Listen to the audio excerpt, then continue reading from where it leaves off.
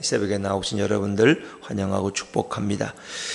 출애굽기 20장은 이스라엘 백성이 하나님을 만나는 놀라운 광경을 우리에게 보여줍니다. 모세는 지금 시내산 위에 올라가 있고 일단 십계명을 하나님 앞에서 그는 받았습니다. 그리고 나서 이제 율법을 받는 과정들이 출애굽기에 계속 소개되고 있습니다. 자, 근데 오늘 이 말씀은 하나님의 그 강림, 시내산에 강림하신 하나님의 그 위엄과 두려움 가운데 백성이 떨고 있는 모습을 우리에게 보여주고 있습니다. 자, 18절, 19절 말씀을 한번 읽어보죠. 18절, 19절입니다. 시작. 뭇 백성이 우레와 번개와 나팔 소리와 산의 연기를 본지라 그들이 볼 때에 떨며 멀리 서서 모세에게 이르되 당신이 우리에게 말씀하소서 우리가 들으리이다. 하나님이 우리에게 말씀하시지 말게 하소서 우리가 죽을까 하나이다. 그렇죠. 인간과 하나님은 전적으로 다른 존재인 것입니다. 하나님은 신이십니다. 인간은 거기에 비한 연약한 육체를 가진 존재입니다. 그래서 인간은 하나님 앞에 바로 나아갈 수가 없었다는 것입니다. 하나님은 영광의 하나님이십니다. 근데 그 하나님의 강림이 우레와 번개와 나팔 소리와 산의 연기 가운데 임재하셨다는 거예요. 백성들은 실제 그런 광경을 보았다는 거죠. 근데 하나님의 얼굴은 볼 수 없죠. 왜? 하나님은 영이시기 때문에. 하나님의 임재에는 늘 우레 소리, 번개, 그리고 나팔 소리, 신의 연기, 이런 가운데 하나님이 임재하셨는데 그들은 그것이 너무 두려워서 떨었고 그리고 멀리 서서 모세에게 요청하는 거죠. 하나님이 직접 우리에게 말씀하지 말게 하소서. 우리가 당신을 통해서 말씀 듣기를 원합니다. 이것은 하나님이 싫어서가 아니라 하나님 앞에 나아가면 죽음의 위험을 느꼈기 때문에 모세인 중보자인 당신을 통해서 우리에게 말씀하게 하소서. 그래서 하나님은 모세를 중보자로 삼으신 것입니다. 이 땅에 하나님과 인간 사이에 중보자로 오신 분이 계세요. 누구시죠? 예수 그리스도입니다. 예수님은 바로 오늘 하나님과 백성 사이에서 중보자가 된 모세처럼 바로 이 모세의 모습은 이 땅에 오실 진정한 중보자 되신 예수님을 예표하고 있는 것입니다. 그래서 하나님은 늘 이렇게 위엄과 영광 가운데 강림하셨다. 그분은 그분의 그것을 숨길 수가 없어요. 근데 이제 예수님이 이 땅에 오실 때 이 영광을 숨기신 거예요. 왜? 예수님은 하나님이시니까. 근데 가끔 그걸 드러낼 때가 있어요. 언제? 예수님이 요단강에 세례 받으실 때. 그렇죠? 하늘에서 소리가 나서 가로되 그는 내 사랑하는 아들이라. 그렇죠? 그리고 어떻게? 성령이 비둘기 같이 임한 거예요. 그러니까 그때는 잠시 그 영광이 드러났을 거예요. 그리고 변화산에 올라갔을 때 어떻게 했어요? 베드로와 야고보와 요한이 예수님을 모시고 올라갔는데 거기에 뭐예요? 그들의 옷이 다 변하는 거예요. 옷이 변화. 그리고 그 영광 가운데 누가 임했어요? 거기에 모세와 엘리야가 임한 걸 광경. 그리고 예수님이 모세와 엘리야와 대화하는 것을 베드로가 보게 돼요. 너무 좋고 너무 황홀해서 그냥 여기에 그냥 삽시다. 그냥 이 좋으니까 여기에 초막을 3개 짓고. 그런데 결국 예수님은 그들을 데리고 다시 내려오시죠. 그러니까 그런 영광은 잠시 보여줄 뿐이지 계속 보여줄 수 없어요. 모세가 하나님을 뵙고 내려올 때 그 얼굴에 광채가 나서 백성들의 눈을 상하게 할까 봐 어떻게 했어요? 모세가 자기 얼굴을 수건으로 감았다는 것이 성경에 기록되어 있죠. 그러니까 이 광경 앞에서 백성들은 떨 수밖에 없고 두려울 수밖에 없는 거예요. 그러니까 하나님은 너무 좋으신 분인데 그 하나님을 직접 뵐 수가 없어요. 왜? 그분은 너무나 영광으로 가득 차기 때문에. 그렇죠? 그래서 하나님은 영이시기 때문에 우리 그분의 얼굴을 볼 수 없어요. 출애굽기 33장 20절에 보니까 또 이르시되 내가 내 얼굴을 보지 못하리니 나를 보고 살 자가 없음이니라. 모세도 하나님의 얼굴을 보지 못했어요. 하나님의 얼굴을 보고 살 수가 없다. 인간은 인간의 죄악 때문에도 그렇지만 누구도 하나님 앞에서 하나님의 얼굴을 보고 살아남을 자가 없다. 그래서 그들은 멀리 떨어지는 거예요. 그리고 하나님의 영광을 볼 뿐이지 하나님의 얼굴은 볼 수가 없다. 또 하나님은 영이시니까. 그래서 백성을 대신해서 모세가 하나님 앞에 나아가서 그 음성을 듣고 대신 전달하는 것을 우리는 볼 수가 있죠. 바로 이런 모습은 이 땅에 하나님과 인간 사이에 진정한 중보자, 중재자로 오실 예수님을 보여주고 있죠. 디모데전서 2장 5절에 보니까 하나님은 한 분이시요 또 하나님과 사람 사이의 중보자도 한 분이시니 곧 사람이신 그리스도 예수라 그랬어요. 히브리서 12장 24절에 보니까 새 언약의 중보자이신 예수라고 표현하고 있습니다. 근데 중보자이신 그분이 결국 뭐가 되셨어요? 하나님과 인간 사이의 중재자로, 화해자로 오신, 화목 제물로 오신 그분이 바로 우리의, 하나님과 우리 사이의 대속 제물이 되셨어요. 디모데전서 2장 6절에 보니까 그가 모든 사람을 위하여 자기를 대속물로 주셨으니 기약이 이르러 주신 증거니라. 중재자가 되신 그분은 하나님과 인간 사이를 화해시키기 위한 진정한 화목 제물, 대속물이 되셨다. 그래서 십자가에서 예수님은 자신이 하나님 앞에서 죽음으로써 하나님과 인간 사이를 화해시키고 인간의 모든 죄를 대신해서 죽으신 것을 우리는 대속물이라고 하는 거죠. 그래서 이스라엘 백성이 범죄할 때도 모세가 하나님 앞에서 이 백성은 죽이지 말고 나를 대신 생명책에서 이름을 지워달라고 그렇게 고백하죠. 그것도 어찌 보면 모세의 모습은 이 땅에 오셔서 하나님과 인간 사이에 화목 제물이 되실 예수님을 예표하고 있는 거죠. 예수님은 친히 당신의 피를 흘리시고 당신의 생명을 내어주셔서 하나님과 인간 사이의 화해, 대속물이 되기를 원하셨죠. 자, 계속해서 우리 20절, 21절 말씀, 20절, 21절입니다. 시작. 모세가 백성에게 이르되 두려워하지 말라. 하나님이 임하심은 너희를 시험하고 너희로 경외하여 범죄하지 않게 하려 하심이니라. 백성은 멀리 서 있고 모세는 하나님이 계신 흑암으로 가까이 가니라. 아멘. 그래서 백성들은 감히 하나님 앞에 가까이 가지 못하죠. 그리고 모세는 백성들을 안심시킵니다. 두려워하지 말라. 하나님의 강림 앞에 떨지 말라. 그래서 너희를 시험하고, 시험이라는 것은 뭐 시험 들게 하는 시험이 아니라 참으로 너희가 하나님의 백성임을 하나님이 증명하고자 하는 것이고, 그리고 너희가 하나님을 경외해서 범죄하지 않게 하려 합니다. 범죄하지. 그 위험이 있으시고 두려움과 영광에 가득 찬 하나님 앞에서 백성들은 이제 하나님의 백성으로서 그들이 순종하며 살아가는 그런 계기가 될 것입니다. 그리고 백성은 멀리 서 있고 모세는 하나님이 계신 흑암으로, 이 흑암이라는 표현은 왜 캄캄한데 하나님이 계시냐 그런 게 아니라 이 구름 가운데 하나님이 계세요. 여러분, 구름이 몰려져 있으면 구름 색깔이 하얘요, 검해요? 그렇죠? 구름이 몰려 있으면 그 구름이라는 건 수분을 담고 있어요. 비가 오면은 먹구름이 끼면은 비가 오겠구나. 그러니까 구름이 짙게 그리워져 있는 것을 표현하는 거예요. 그 먹구름 사이로 하나님이 임재해 계신 그곳으로 모세는 걸어갔고 백성은 감히 가까이 갈 수 없었더라. 그러나 그 먹구름은 어떻게 해요? 비가 내리고 나면 하늘이 하얘지죠. 그것은 수분을 머금고 있게. 구름이라는 건 다 원래 수분을 머금고 있는 거예요. 수분과 그것이 이렇게 해서 구름이 생기는. 근데 구름이 짙게 그리워지면 검은 먹구름이 되는 거예요. 그 구름이 아주 짙게 쓰여 있는 그곳으로 모세는 하나님 가까이 나아갔다는 거죠. 그래서 하나님의 이 율법을 받기 위해서 그는 나아갔고 백성은 멀리서 그것을 바라봤다 하는 거죠. 그래서 우리는 감히 하나님 앞에 나아갈 수 없지만 하나님께서는 중보자 대신 예수님을 이 땅에 보내셔서 우리가 눈으로 예수님을 볼 수 있고, 우리 예수님의 친구가 되게 하시고, 그리고 예수님이 친히 우리에게 천국을 말씀하셨고, 그리고 그분이 십자가에 죽으심으로 우리에게 영원한 하나님의 백성이 되게 하신, 이것을 오늘 성경은 미리 예표하고 있는 거죠. 자, 그런데 거기서 좀 더 나아가서 이제 율법에 관한 말씀들이 나오는데 제단에 관한 법이 오늘 소개가 됩니다. 제단이라는 것은 하나님과 인간이 만나는 곳이 제단 아닙니까? 그래서 그때는 제사장이 제단에서 예배 제사를 드림으로 하나님과 인간 사이의 중보자 역할을 감당하는 거죠.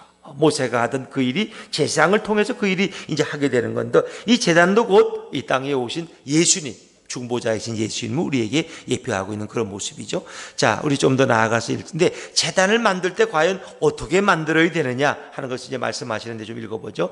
22절부터 23절 두 절 말씀 먼저 읽습니다. 시작. 여호와께서 모세에게 이르시되 너는 이스라엘 자손에게 이같이 이르라.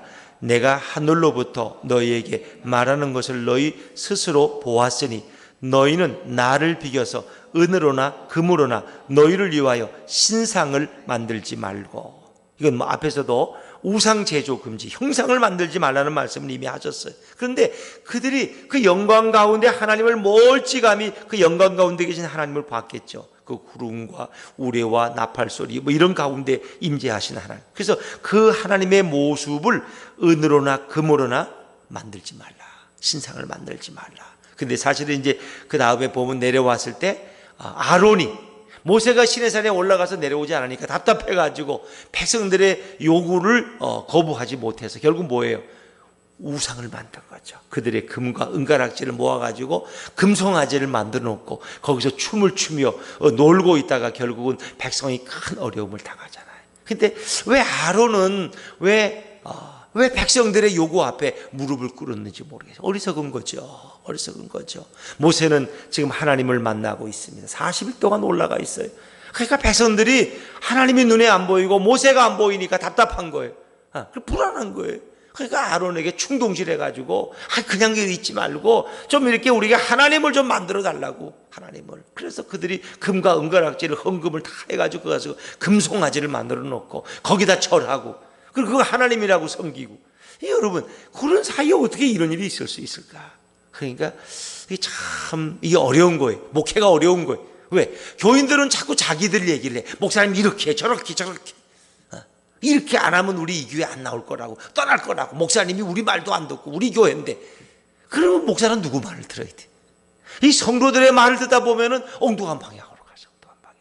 이 아론이 그러한 거예요. 백성을 두려워하면 안 돼요. 그것도 목사님 떠나려면 떠나십시오. 난 하나님의 음성만 듣지 사람의 소리는 안 듣습니다. 그러면 고집불통의 목사라고 떠나. 욕을 하면 떠나. 어떻습니까? 오늘도 하루는 결국 백성들의 요구 앞에 무릎을 꿇는 거예요.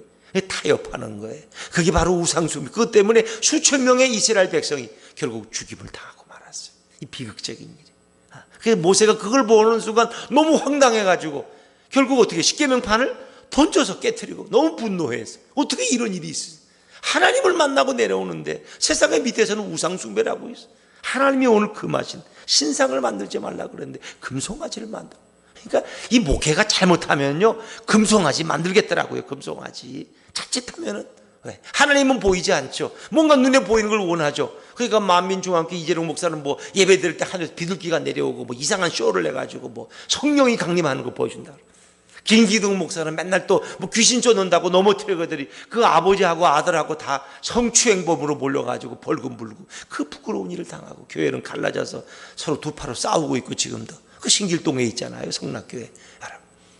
아무리 큰 성전을 짓고 아무리 많은 교인들이 모인들 거기서 우상 숭배가 이루어진다면 하나님이 기뻐할 것 같습니까? 근데 오늘날도 그런 요구들은 계속 되거든요. 그래서 목회가 어찌 보면 어려운 거예요. 하나님의 음성만 듣고 가야 되는데 이거 성도들의 요구가 또 많거든요. 이렇게 저렇게 달라. 또 그들이 뭔가 또 부족할 때는 또 뭔가 채워줘야 되는데 이것이 이미 성경 속에서도 하나님은 계속해서 경고하는 거예요. 내 모습을 신상으로 만들지 말라. 만들지 말라. 그래서 어떤 교회는 심지어 십자가가 없는 교회로 보셨어요? 합동측 교회 많은 교회들 합동측은 총회에서 십자가를 달지 않도록 결의했어요. 오래전에 이미 한 70년대. 그런데 이제 그걸 지키는 교회도 있고 지키지 않는 교회인데 대표적으로 사랑의 교회 같은 데는 십자가가 없다는 거 아세요, 여러분? 가보질 않으니까 모르시죠? 십자가 없어요. 왜? 십자가가 우상이 될까 봐 그나마도. 십자가가. 시골에 어떤 할머니가 처음 예수 믿었는데 절에 가면 이제 부처 앞에 이렇게 절하잖아요. 근데 교회에 오니까 절할 데가 없어. 그래서 이분은 십자가 앞에 매일 절해. 십자가 앞에 이렇게 절하고 예배당해. 그거가 이제 심각하죠. 십자가는 우상이 아닌데. 십자가는 우상이 아닌데. 십자가는 절하는 게 아니에요. 하나님과 인간 사이에서 십자가에서 예수님 죽은 것을 우리가 기념하는 하나의 상징적인 것이지 이게 절하고 예배하는 게 아니거든. 그래서 합동측 많은 교회들은 십자가를 달지 않고 뭐 합동측이 아니더라도 지금도 여러 있는 교회들은 그래서 우리도 사실 이걸 안 달려고 했는데 또 안 달면 또 사람들이 이상해져. 개척교회 이단이 아닌가. 그래서 어떤 분은 와가지고 목사님 이 교회는 십자가가 없네요. 그래서 여기 십자가가 있다고 이쪽에 와서 보이면 보인다고 그러는데 십자가를 안다는 교회들 왜? 십자가가 우상이 될 수 있어요. 사실은 종교 개혁자들이는 칼빈이나 루터는 십자가를 달지 말라 그랬어요. 십자가 달지 말아라. 십자가 달지 말아라. 그 십자가를 떼는 교회들도 많다는 거 여러분 상식적으로 알아두면 좋겠어요. 그 십자가가 없으면 저 이단 아닌가? 그거 아니라는. 이미 종교 개혁 때 왜? 천주교는 너무나 성물이 많잖아요. 천주교 들어가면 뭐 사람 마리아의 형상, 뭐 베드로의 모습, 뭐 이렇게 많이 만들. 그것이 우상이 돼. 그래서 종교 개혁은 자들은 십자가도 혹 우상이 변질될까봐. 그러나 십자가는 우리의 영원한 이제 상징이고, 십자가는 하나님과 인간 사이에서 예수님이 우리를 위한 대속물이 되신 그 놀라운 의미를 보여주고 있는 것이죠. 그래서 신상을 만들지 말라. 그런데 결국 아론은 이걸 어기고 결국 넘어지고 만 것이죠. 또 제단을 만들 때 몇 가지 또 거기에 경고를 주셨어요. 24절 25절을 말씀 한번 읽어볼까요? 24절 25절입니다. 시작. 내게 토단을 쌓고 그 위에 내 양과 소로 내 번제와 화목제를 드리라. 내가 내 이름을 기념하게 하는 모든 곳에서 내게 임하여 복을 주리라.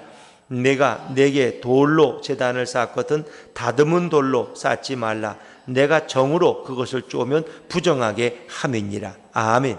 처음에는 토단을 쌓으라고 하는 말, 토단을. 그러나 나중에는 이제 돌로 제단을 쌓을 때는 다듬은 돌로 쌓지 말라. 다듬이라는 건 뭐예요? 사람이 그 돌을 쪄서 이렇게 보기 좋게 만드는 거. 그러니까 하나님 앞에 예배드리는 제단의 돌들은 인위적으로 만들지 말라. 그런 그 자연 그대로의 모습을 쌓아야지, 그거를 벽돌처럼 우리가 뭐 이렇게 할 때 이렇게 쪼가지고 어떤 돌 같은 거 쌓을 때 이렇게 쪼잖아요. 이게 사각형으로 쏴서 이렇게 쌓듯이, 담을 쌓듯이 그렇게 하지 말라는 거예요.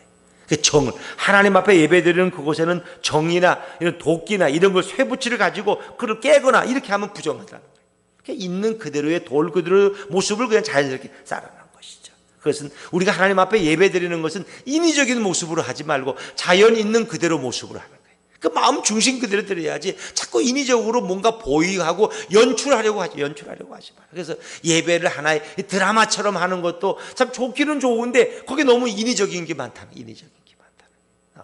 예배 자체를 하나의 드라마화 시키고 어떤 인위적으로 해서 그냥 억지로 은혜를 받도록 이렇게 그냥 너무 놀랍고 너무 그냥 이렇게 막 이래서 그냥 그런 것이 때로는 비판이 될 때도 있죠.